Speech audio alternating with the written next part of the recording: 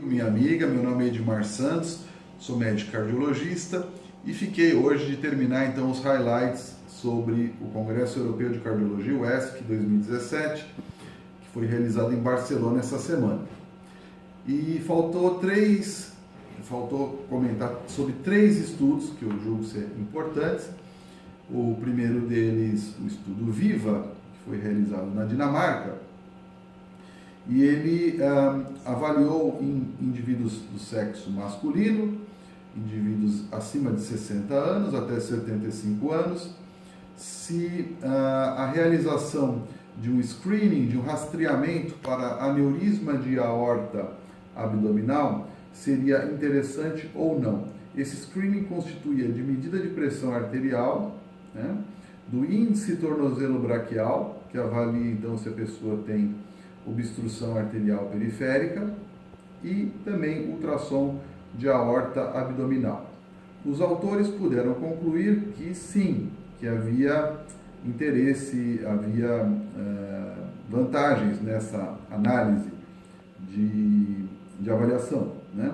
Para cada 169 indivíduos submetidos ao screening, você salvava uma vida, demonstrando que poderia ser uma medida a ser empreendida de uma forma regular na Europa. O custo disso giraria em torno de menos do que $200 por cada indivíduo testado, então eles concluíram que era também custo efetivo. Contudo, a gente tem que ver que cada país tem sua realidade, a Europa é diferente do Brasil, e as nossas prioridades aqui aparentemente são mais focadas em outras coisas, como os 3 bilhões e 600 milhões para campanhas eleitorais. Isso talvez seja mais importante do que salvar essas vidas, não é mesmo? Né? Você tire suas próprias conclusões. Outro estudo também importante chama-se Orion 1. Orion 1, ele está testando, está em fase 3, está testando então uma droga nova chamada Inclisiran. O Inclisiran, ele age inibindo o PCSK9 de uma forma diferente da alurocumab e do evolocumab, que são anticorpos monoclonais, né? Então, eles inibem a absorção do LDL colesterol hepático de tal sorte a reduzir de uma forma expressiva o colesterol. Esse Inclisiran, ele não é um anticorpo monoclonal, tal e qual esses outros dois citados, mas ele age sobre o RNA mensageiro, mais no núcleo celular.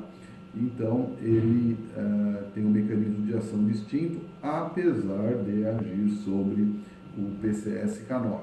Então, foi demonstrado que em 60 dias após a injeção do Inclisiran, havia uma redução de 45% a 50% do LDL colesterol. Isso foi o que foi demonstrado. E o que também foi observado neste estudo é que após um ano, né, os indivíduos com apenas uma injeção mantinham níveis reduzidos de colesterol LDL em 22%, e quando haviam 2 injeções por ano, 33% do LDL era reduzido, mostrando, o objetivo do estudo, do estudo não é esse, né, mostrar desfechos cardiovasculares, mas tem resultados parciais já, esse Orion 1. E talvez o mais polêmico deles, ele é o estudo PURI, né? PURI Study, um estudo conduzido durante 10 anos, é uma coorte, né, conduzida por 10 anos pelo a equipe dele, Dr. Salim Yousuf, que é presidente da Federação Mundial de Coração. Dr. Salim Yousuf é professor da McMaster University no Canadá, formado em Oxford, é um dos grandes nomes da cardiologia atual, fez estudos renomados como Interheart, que é um caso controle, o estudo HOPE-3, enfim, que mostrou que havia benefícios nos pacientes com risco intermediário do uso da rosuvastatina, e ele é um grande nome, um dos idealizadores da polipílula, e é um expoente na cardiologia, sem dúvida alguma, um dos maiores nomes, o Dr. Valentin Fuster e outros, né, na cardiologia atual. E ele conduziu esse estudo, e esse estudo chegou a algumas conclusões muito interessantes. Então, Então, a primeira delas é o seguinte, então, foram 135 mil pessoas envolvidas em 18 países, em países de alta renda, média renda e baixa renda. O Brasil estava envolvido, inclusive, no estudo. E as conclusões do estudo, primeiro, é que países ricos, indivíduos que vivem em países ricos, encontram-se mais submetidos aos fatores de risco do que os indivíduos de risco para doenças cardiovasculares, do que os nascidos que vivem em países mais pobres. Contudo, as pessoas que vivem em países mais pobres adoecem mais do coração e morrem mais. Isso, óbvio, essas pessoas em países mais pobres têm uma assistência médica muito pior, muito inferior, e têm uma aderência aos tratamentos muito menor. Então, essa é uma conclusão inicial. Número 2. Indivíduos que comiam frutas, legumes e verduras tinham uma mortalidade menor do que aqueles indivíduos que não comiam frutas, legumes e verduras, sobretudo crus melhor que cozidos. Isso também é uma conclusão um tanto quanto óbvia, né? Já sabíamos disso, enfim, apenas o que foi demonstrado é que acima de 3 medidas de frutas ao dia, o ganho adicional ele não é proporcional, então mais ou menos se estabiliza, né? Então o efeito benéfico ele é mantido, contudo ele é estável após 3 medidas de frutas ao dia. Outro achado interessante foi que pessoas que comiam mais carboidratos tinham mais mortalidade do que os que comiam menos carboidratos. Então, mostrando mortalidade global, não mortalidade cardiovascular. A mortalidade cardiovascular não alterou no grupo que comia mais carboidratos, mas mortalidade global. Então, mostrando, claro, que os carboidratos devem ser reduzidos na nossa dieta. É algo que a gente já tinha uma ideia, não tinha uma demonstração tão forte quanto foi essa que foi apresentada, mas é algo que deve nortear e mudar a nossa forma de pensar e agir no que tange a carboidratos, né, aos açúcares, massa, pão, batata, arroz, doces, né? Então os carboidratos parecem realmente ter um efeito de um autêntico veneno para a nossa saúde. Realmente é algo que preocupa bastante, haja vista que em países em desenvolvimento a maior fonte de energia que as pessoas consomem são carboidratos, né? Um outro achado do estudo diz respeito a gorduras. Então, pessoas que comiam mais gorduras em relação a comiam menos gorduras tinham mortalidade por AVC menor, né?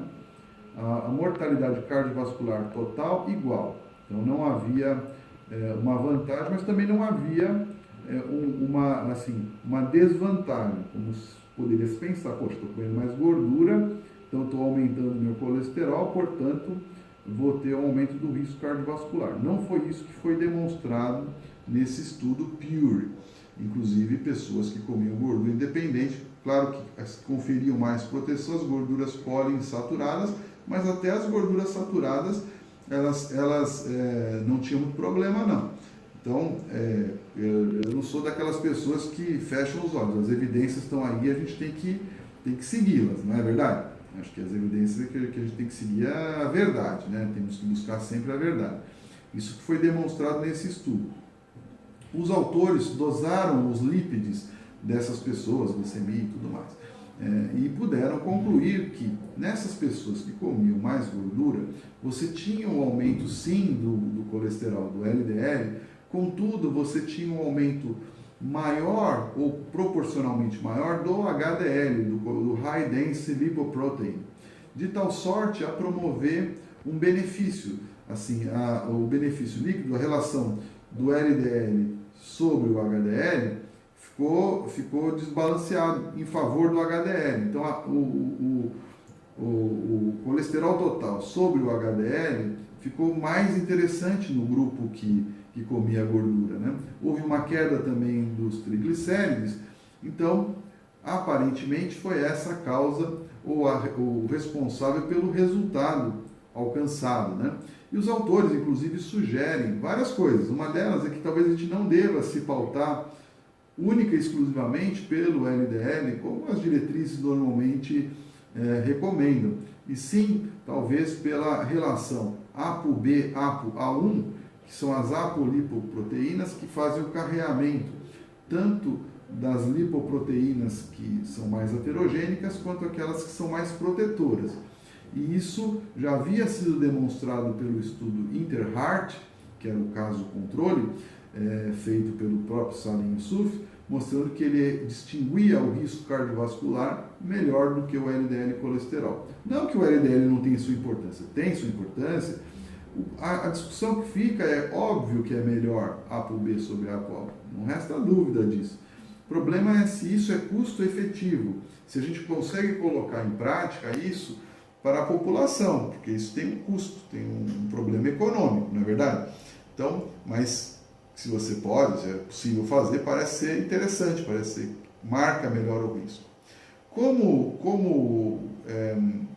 Como revés desse estudo, assim como o outro lado da moeda, é o seguinte: trata-se de uma coorte. E uma coorte, ela tem um nível de evidência, um estudo observacional, apenas intermediário. Ela não é um estudo que define questões, ela levanta hipóteses. Né? Um estudo, toda coorte ela levanta forte hipótese, mas ela não conclui acerca de um tema. Por quê? Porque ela apenas tem um nível intermediário. Já aconteceu isso no passado. Por exemplo, pessoas que tomavam vitaminas em relação a pessoas que não tomavam vitaminas foram seguidas ao longo de um determinado tempo e viram que pessoas que tomavam vitaminas tinham menos infarto do miocárdio do que pessoas que não tomavam vitaminas. E fica a pergunta, será que pessoas que tomavam essas vitaminas não também faziam mais atividade física, não eram mais saudáveis, fumavam menos, etc.? Então, para responder essa questão, foi feito depois ensaios clínicos randomizados que responderam de uma forma definitiva que não havia diferença no que tange a doença cardiovascular, tomar ou não vitaminas. Então, nesse caso, esses pacientes no estudo PURE, 135 mil, foram seguidos durante 10 anos, com uma mediana de 7 anos e meio, porque muita gente entra no meio do estudo. Mas não foi avaliado se eles faziam atividade física, eram questionários que eles respondiam de acordo com a sua dieta. Então tem variáveis que não foram contempladas. Então você analisar só pelo questionário pode ser um fator limitador importante, um viés importante. Então, claro, é uma tendência. Justifica mudar diretriz por conta do estudo PURE? Na minha opinião, acho que não. Acho que o equilíbrio é onde reside a sabedoria, né? Comer de uma forma com alimentos com mais frutas, legumes, verduras, comer de uma forma mais, diminuir carboidratos, talvez aumentar um pouco gorduras, aumentar um pouco, não muito, mas um pouco, e principalmente alimentos orgânicos, né, que tem uma densidade nutricional maior, ou seja, por quilo de alimento tem mais nutrientes. Então, seria por aí o caminho. Me parece que é o que os próprios autores recomendam, né? O equilíbrio. É isso que eu tinha para falar para vocês hoje, sexta-feira. Um ótimo final de semana. Espero ter passado todas as informações mais importantes deste congresso, que foi, sem dúvida nenhuma, o mais importante dos últimos anos dentro da cardiologia. Um grande abraço, até breve.